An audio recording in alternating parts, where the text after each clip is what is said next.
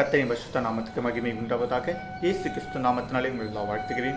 கிறிஸ்துக்கு பிரியமானவர்களே, இன்றைக்கு வார்த்தை என்ன பேசணும்னு சொல்லிட்டு கத்தரித்தில் தியானிக்கும் போது கத்தர் இந்த ஒரு வார்த்தையை வெளிப்படுத்தினார். வாங்க வார்த்தைக்கு கடந்து போகலாம்.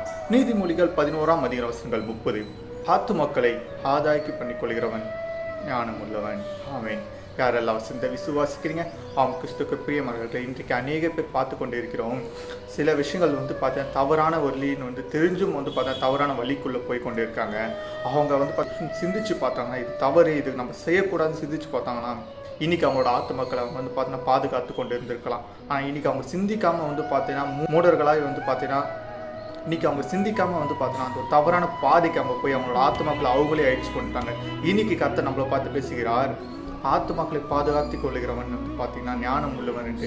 இன்னைக்கு நம்மளுக்கு கொடுத்த ஞானத்தை பார்த்தீங்கன்னா பயன்படுத்தி நம்மளோட ஆத்துமக்களை நம்ம பாதுகாத்து கொண்டு கொள்வோம். ஸோ அவர் கொடுத்த வார்த்தைகளையும் வசனங்களையும் விசுவாசி நம்ம கற்றுக்கொள் மகிழ்ச்சியாயிருங்க. கர்த்தர் தாம்போ நம்ம கேட்ட வார்த்தைகளை வசனங்களையும் வாசிப்பார். தேவ சமுதிர இடத்திலும். God bless you.